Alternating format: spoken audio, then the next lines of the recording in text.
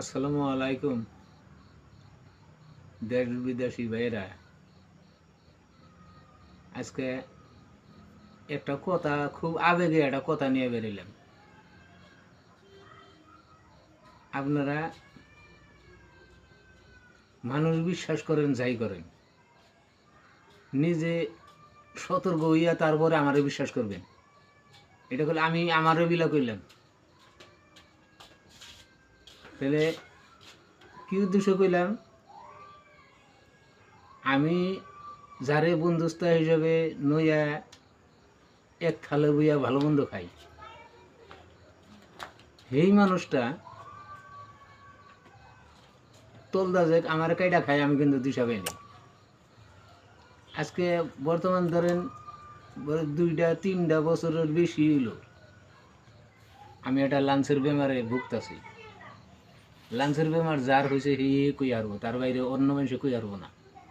হে কত দূর বিপদের মানুষ। তাইলে সেই মানুষটা আমার লগে মিলা ভিতরে উপরে বইয়া খাইয়ে তল দিয়ে আমার কাটে, আমি কিন্তু দিশা পাই না।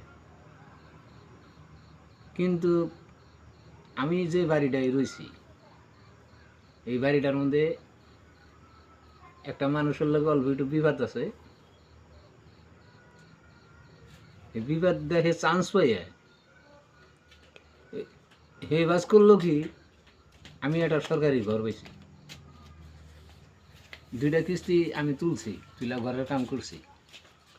লাস্ট কিস্তিটা আমি টকলিং উড়াইছি। উড়ানোর পরে এরা আমার কিস্তিটা দেওয়ার আগে এরা এই যার লাগে একটু ভেজাল আসাল তার লাগে যুক্তি বুদ্ধি করে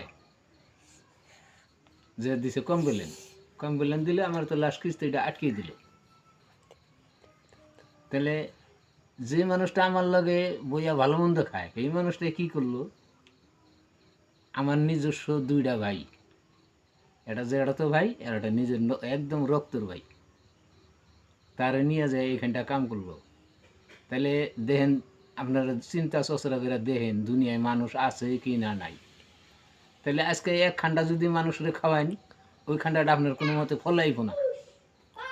ওই খান্ডাটা আপনার বাল বাচ্চারা খাওয়াইয়া আপনার বাল বাচ্চাটি শক্তিশালী করবেন। ভবিষ্যতে যেন আপনার বাল বাচ্চায় আপনার দিকে আজকে না দেখলে আপনার একদিন বড় হইলে আপনার দেখবো। তাহলে আপনারা, আমি যে কথাটা কইলাম বহুত একটা আবেগে গেছি কথাটা, কিন্তু কথাটা আপনারা খুব করে একটু গুরুত্ব দিয়ে রাখবেন কথাটা, যাতে ভবিষ্যতে যেন আপনার কোনো শত্রুতে যাতে তলদা কাটটা নেগা না পারে।